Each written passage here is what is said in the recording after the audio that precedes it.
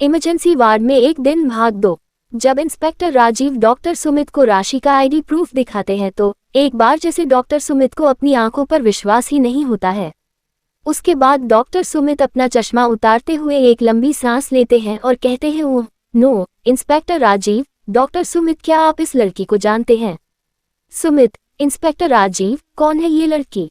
Doctor Sumit, जी, मेरी wife की sister, उसका चेहरा इतनी बुरी तरह से कुचला गया है कि मैं पहचान ही नहीं पाया। इंस्पेक्टर राजीव, क्या ये वर्किंग है? डॉक्टर सुमित, नहीं, अभी पढ़ाई कर रही है। इंस्पेक्टर राजीव, आप और कुछ बता सकते हैं इनके बारे में? आपकी वाइफ तो अच्छे से जानती होगी इनके बारे में। सुमित, अभी हम लोग वही जा रहे हैं, जैसे ही कोई इन्फॉर्मेशन मिलती है हम आपको बताते हैं। थोड़ी देर बाद डॉक्टर सुमित नर्स को कुछ जरूरी इंस्ट्रक्शन देकर रचना के साथ उसके घर के लिए निकल जाते हैं। घर पहुंचते ही रचना की मां डॉक्टर सुमित से राशि के बारे में पूछती है। तभी रचना कहती है, रचना, मां, क्या हुआ राशि को? राशि कहाँ है? दिखाई क्यों नहीं दे रही?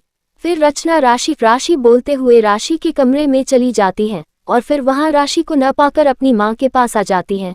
तभी वो देखती है कि उसकी मां सुमित से कुछ कह रही है। जैसे ही रचना को वो लोग देखते हैं, दोनों ही चुप हो जाते हैं। रचना, कोई मुझे बताता क्यों नहीं कि राशि को आखिर हुआ क्या है? डॉक्टर सुमित, जानना चाहती हो राशि को क्या हुआ है? तो आओ चलो मेरे साथ। रचना सुमित के साथ जाने के लिए तैयार हो जाती है।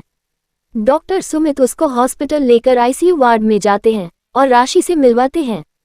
रचना भी राशि को पहचान नहीं पाती, बल्कि उसका चेहरा देखकर डर जाती है और डॉक्टर सुमित से सवाल पूछने लगती है।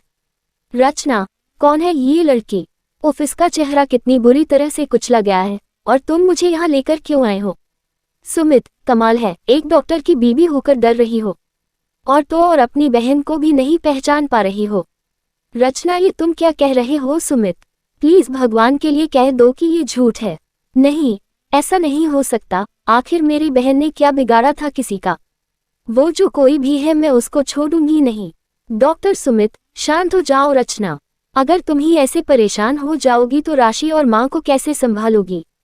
रचना, कैसे शांत हो जाऊं सुमित? वो दरिंदा मेरे सामने आ जाए तो मैं उसकी आंखें निकाल के उसके हाथ में दे दूं जिसने मेरी बहन की ऐसी हालत की है। और तुम्हें ये बात पता थी, लेकिन तुमने मुझे बताया क्यों नहीं? डॉक्टर सुमित, नहीं रचना, ये बात मुझे आज सुबह ही पता चली, जब इंस्पेक्टर राजीव सुबह सुबह इंक्वायरी करने के लिए आए और उन्होंने मुझे राशि की आईडी दिखाई। फिर मैंने उनको तुम्हारे घर जाने से मना कर दिया कि मैं अपने तरीके से बता दूंगा, वरना माँ और चेतन की हालत और खराब हो जाती। थोड़ी ही देर में नर्स डॉक्टर सुमित के केबिन में आकर बताती है, सर, कल रात में आईसीयू बेड नंबर 3 पर जो पेशेंट आई थी उसको होश आ गया है और वो कुछ बताने की कोशिश कर रही है, लेकिन उसकी आवाज़ स्पष्ट नहीं निकल रही है। डॉक्टर सुमित, ठीक है सिस्टर, मैं चल रहा हूँ। डॉक्टर सुमित जैसे ही जाने लगते हैं, रचना भी उठकर जाने के लिए खड़ी हो जाती है और वो भी डॉक्टर सुमित के पीछे पीछे चलने लगती है। थोड़ी देर में दोनों राशि के पास होते हैं। डॉक्टर सुमित, राशि, अब तबीयत कैसी है तुम्हारी?